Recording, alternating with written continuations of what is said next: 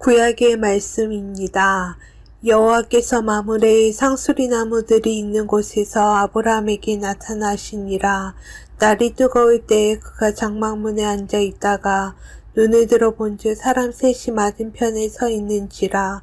그가 그들을 보자 곧 장막문에서 달려나가 영접하며 몸을 땅에 굽혀 이르되 내 주여, 내가 주께 은혜를 입었사오면 원하건대 종을 떠나 지나가지 마시옵고 물을 조금 가져오게 하사 당신들의 발을 씻으시고 나무 아래에서 쉬소서. 내가 떡을 조금 가져오리니 당신들의 마음을 상쾌하게 하신 후에 지나가소서. 당신들이 종에게 오셨음이다. 그들이 이르되 내 말대로 그리하라. 아브라함이 급히 장막으로 가서 사라에게 이르되 속히 고운 가루 세 스아를 가져다가 반죽하여 떡을 만들라 하고, 아브라함이 또 가축대 있는 곳으로 달려가서 기름지고 좋은 송아지를 잡아 하인에게 주니 그가 급히 요리한지라.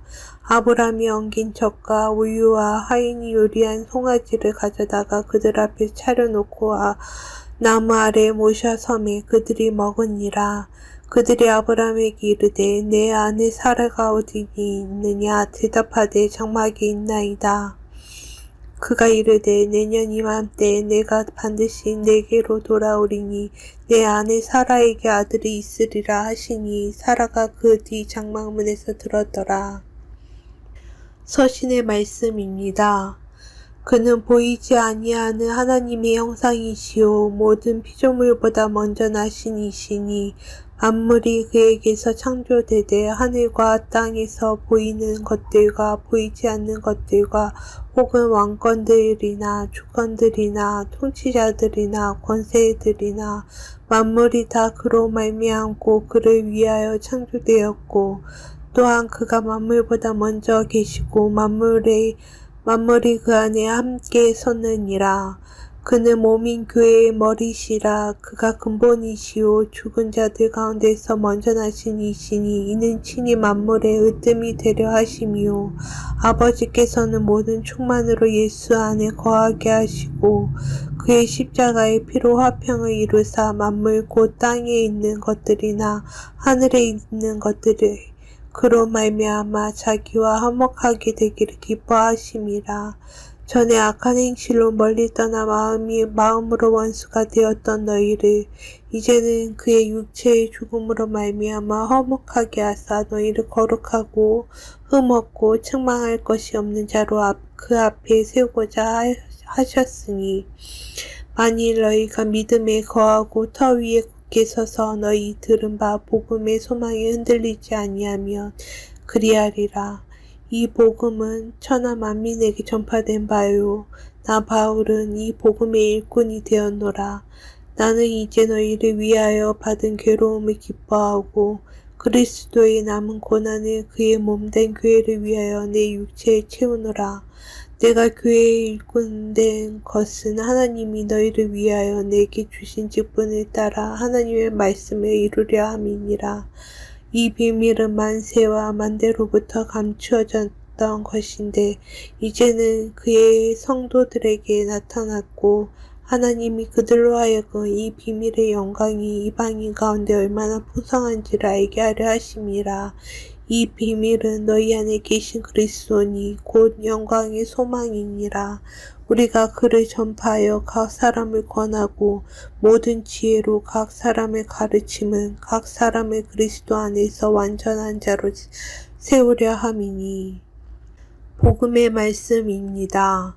그들이 길 갈 때에 예수께서 한 마을에 들어가심에 마르다라 이름하는 한 여자가 자기 집으로 영접하더라.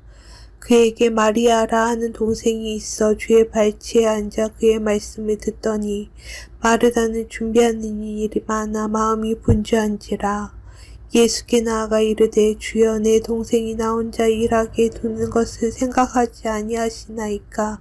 그를 명하사 나를 도와주라 하소서.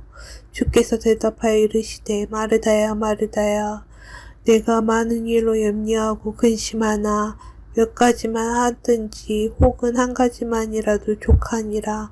마리아는 이 좋은 편을 택하였으니 빼앗기지 아니하리라 하시니라.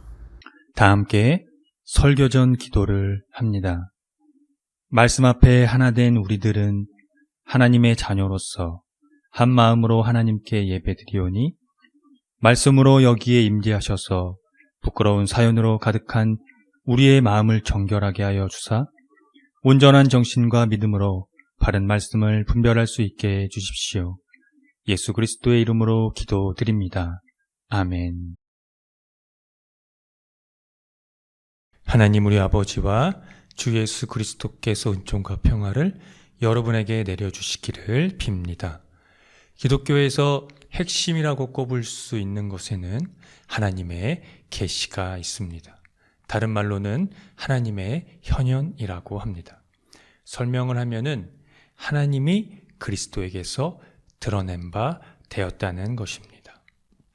구약 성서는 하나님에 대한 설명이라면 신약 성서는 구약의 하나님이 예수님에게서 드러났다는 설명입니다. 그래서 기독교는 이 신약 성서의 예수 그리스도께 초점을 맞춰 하나님의 존재에 대한 설명과 해명을 해야 하고 그것이 가능해졌습니다.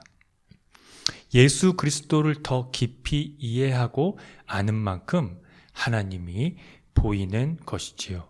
그래서 기독교를 계시의 종교라고 할 수 있습니다.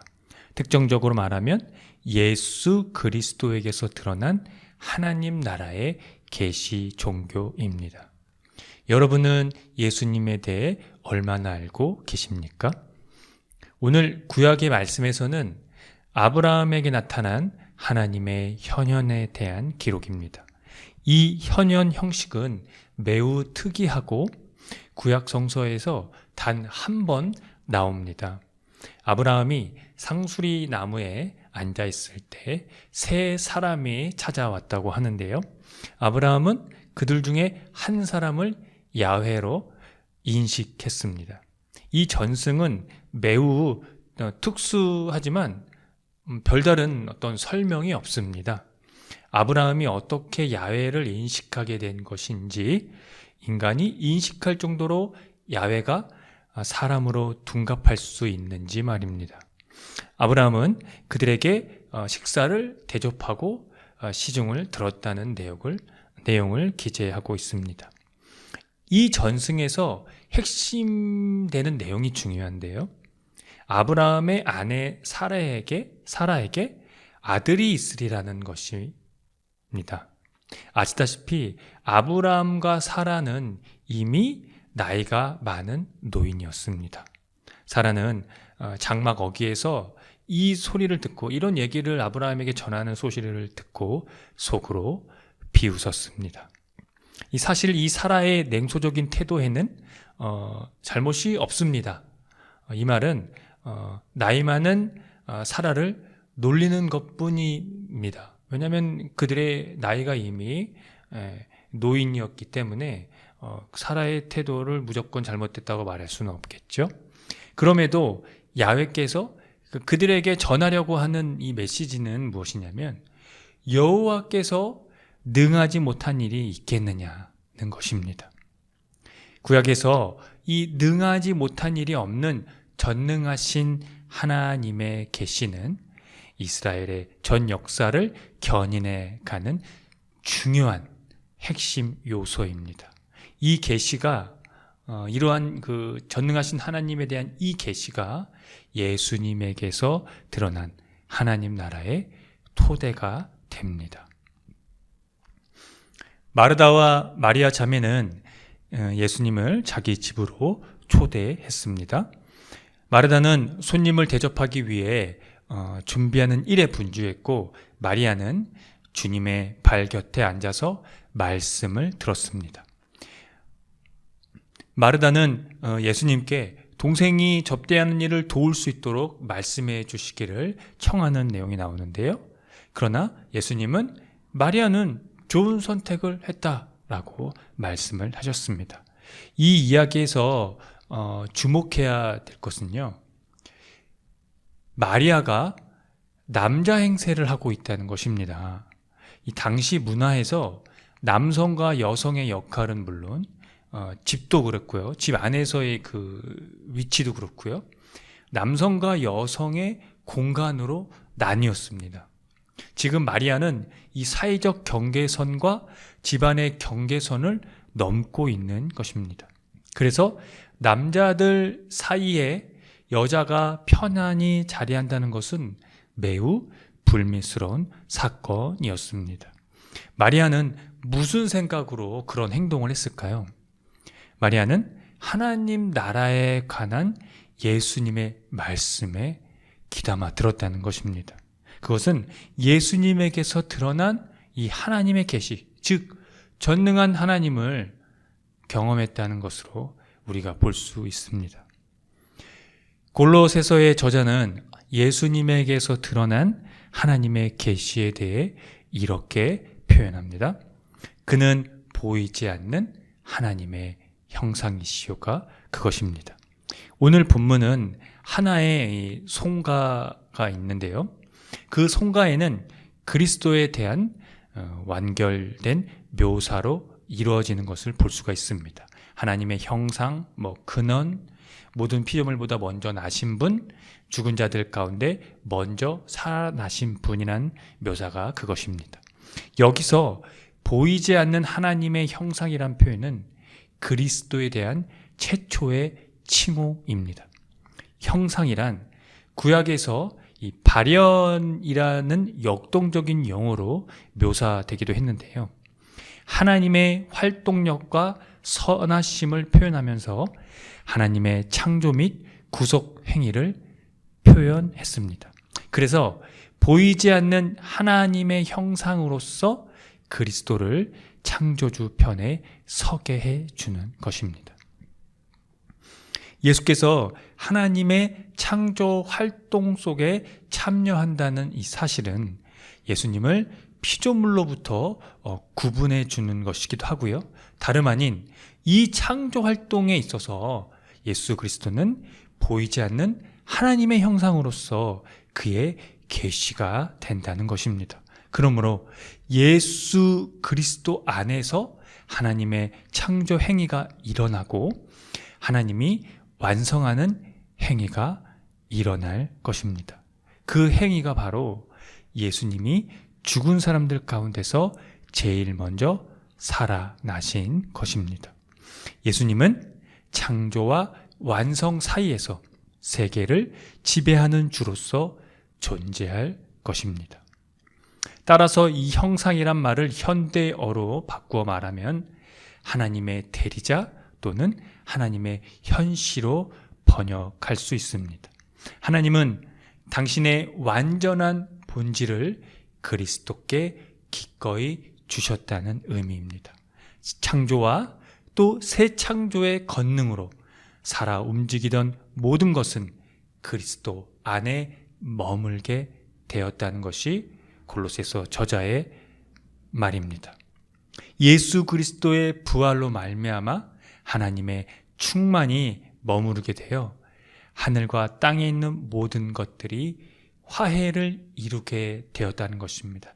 이 화해가 우리에게 중요한 것은 특히 유대인들과 이방인 그 사이에 가장 중요한 것이 바로 예수 그리스도의 부활로 말미암아 하나님과의 관계가 이 모두에게 열려졌다는 그 화해를 가리키는 것입니다. 바울은 이것을 복음의 소망이라고 했습니다. 이 복음의 소망을 위해 그가 이런 얘기를 하고 있는데요. 그는 고난을 기쁘게 받았고 고난을 교회를 위하여 육신으로 채워간다고 했습니다. 하나님의 형상이신 예수 그리스도께 속한 사람은 이 막강한 권세를 이용해서 은혜를 나누어 주는 자가 아니라 오히려 고난 속에서 승리의 행진을 한다는 사실입니다. 바울은 그것이 높이 올리심을 받은 그리스도 안에서 선포된 본질임을 알았기 때문입니다. 영원전부터 모든 세대에게 비밀로 감추어진 이 심오한 진리, 그 심오한 진리는 이제 이방 사람들에게 나타난 비밀의 영광이 얼마나 풍성한지를 바울은 모든 성도에게 남김없이 전파하는 교회의 일꾼이라고 했습니다. 즉, 그의 사명이란 의미입니다. 이방 사람들 가운데 나타난 그것이 영원 전부터 있었던 비밀, 그 비밀의 영광의 일꾼이 되었다는 얘기입니다. 이 비밀은 여러분 안에 계신 예수 그리스도이시며 곧 영광의 소망입니다. 예수 그리스도의 십자가와 부활에서 하나님의 모든 화해가 시작된 것을 여러분 잊지 마십시오. 그것은 새 창조이며 새 하늘과 새 땅입니다. 이 비밀의 영광이 얼마나 풍성한지를 깨달으십시오. 그리고 이 계시가 얼마나 높고 큰지를 깨달으십시오. 보이지 않는 하나님의 형상이신 예수 그리스도를 통해서 말입니다. 함께 기도하겠습니다.